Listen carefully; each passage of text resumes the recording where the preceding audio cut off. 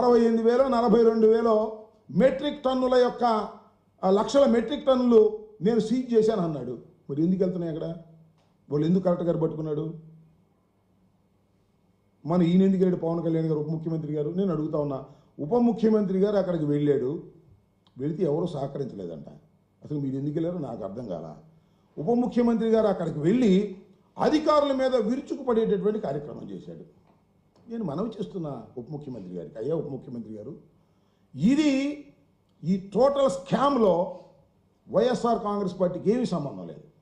మీ ప్రభుత్వం అధికారంలో ఉంది, మీ ఎమ్మెల్యేలు అక్కడ ఉన్నారు, మీ ఎమ్మెల్యేలే దీనికి ప్రధానమైన కారకులు అని ఈ సందర్భంగా నేను చెప్పదలుచుకున్నాను.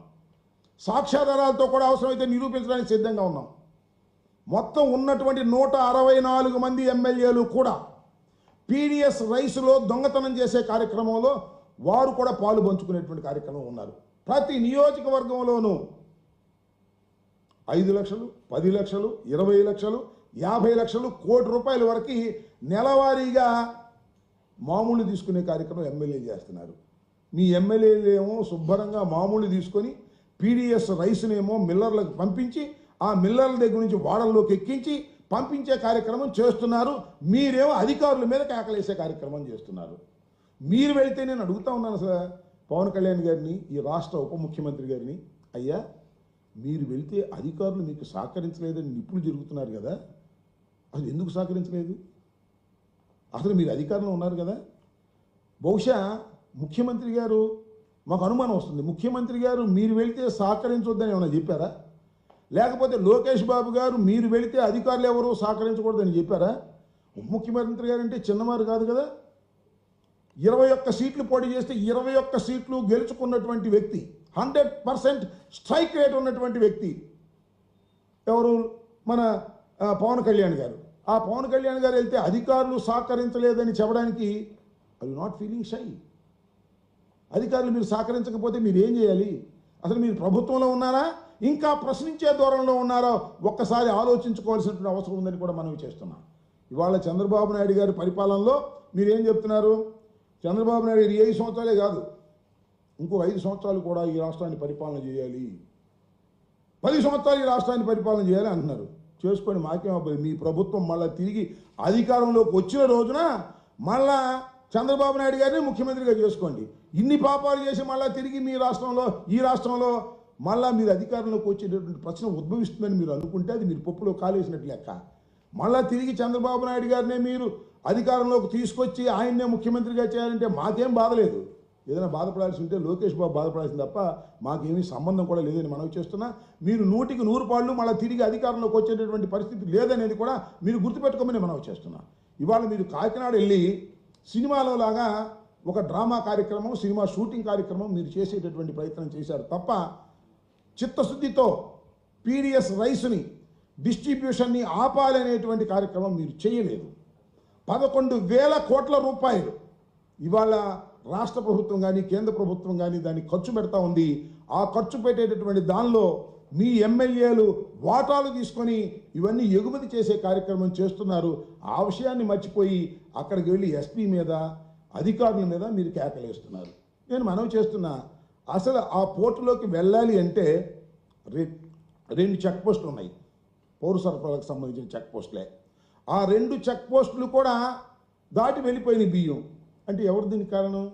పౌర సరఫరాల శాఖ కదా. ఆ పౌర సరఫరాల శాఖ మీ పక్కన కూర్చున్నటువంటి మనోహర్ గారు నిర్వహించడం లేదా? అది జనసేన పార్టీకి సంబంధించిన వాళ్ళు నిర్వహించడం లేదా? మరి దీనికి మీరు బాధ్యులేంటి? నిజంగా ఇదే నిజమైతే, ఈ స్కామ్ నిజమైతే ముందు పౌర సరఫరాల శాఖ మంత్రి రాజీనామా చేయాలి, ఆ తర్వాత మీరు చేయాలి. చివరికి మీ బాధ్యత రాహిత్యంగా బాధ్యత వదిలేసి మీరు ఎవరి మీద విమర్శ చేస్తున్నారు? ఆ వెళ్ళిపోయినటువంటి చంద్రశేఖర్ మీద విమర్శ చేస్తున్నారు, చంద్రశేఖర్ రెడ్డి గారి మీద. ఇవాళ ఆయన మీద విమర్శ చేస్తే ఏం ఉపయోగం అని మనం చేస్తున్నాను. కాబట్టి ఒక దారుణమైన పరిస్థితుల్లో మీరు ప్రవర్తన చేస్తున్నారు. చాలా దురదృష్టకరమైనటువంటి ప్రయత్నం మీరు చేస్తున్నారు. మిమ్మల్ని మీరే దూషించుకుంటున్నారు, మిమ్మల్ని మీరే విమర్శించుకుంటున్నారు. ఆ ఎస్పీని మీరే విమర్శిస్తారు, పౌర సరఫరాల శాఖలను కూడా మీరే విమర్శిస్తారు, ఈ ప్రభుత్వాన్ని మీరే విమర్శిస్తారు. కానీ ఈ ప్రభుత్వంలో బాధ్యత మాదేనంటారు. ఆ బాధ్యత చేపట్టే పరిస్థితుల్లో లేదు. ఇది చూస్తే మాకు చాలా విచిత్రం వేస్తుంది. నాకేమనిపిస్తుందంటే, పవన్ కళ్యాణ్ గారి సినిమా డైలాగ్ ఉంది, అదేంటది? నాకు తెక్కుంది, దానికో లెక్క ఉంది, నాకు తెక్కుంది, దానికో లెక్క ఉంది. ఇదంతా చూస్తే మీకు లెక్కలేనంత తెక్కున్నట్టుగా అర్థమవుతుంది. ప్రభుత్వంలో మీరుంటారు, ఎస్పీని విమర్శిస్తారు. ప్రభుత్వంలో మీరుంటారు, పౌరశాఖ అధికారులు విమర్శిస్తారు. ప్రభుత్వంలో మీరుంటారు, ఎవరి మీదో కేకలేస్తారు.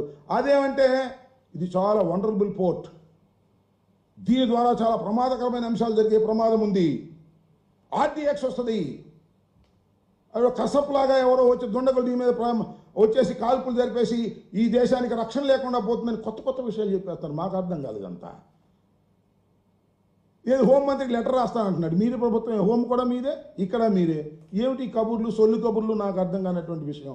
కాకపోతే మీరు మీ బాధ్యతను విస్మరించి ప్రవర్తన చేస్తున్నారు. మీరు మీ బాధ్యతగా ఉండాలి.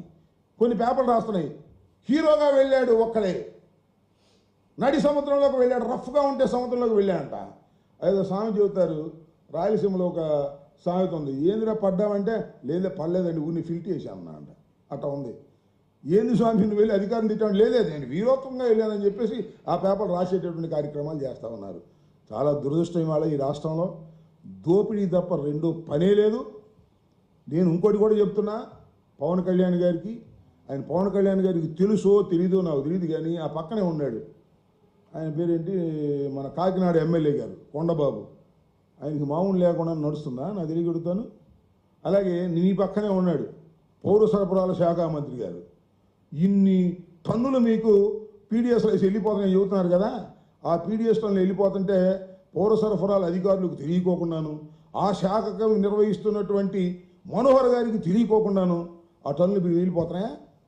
కొట్టేస్తారు, క్యాష్ పర్సన్ అయితే కొట్టేస్తున్నారు. ఈ మధ్యన మీరు సీజ్ చేశారే, ఎవరు మన మనోహర్ గారు సీజ్ చేసిన వాటిని ఇప్పించడానికి కమిషన్ కొట్టేశారు కొంతమంది. కానీ ఒకటి మాత్రం వాస్తవం, పవన్ కళ్యాణ్ గారు ఎప్పుడైతే కాకినాడ వెళ్ళి నిన్న ఆర్భాటం చేశాడో కమిషన్ రేటు పెరిగిపోయిందంట.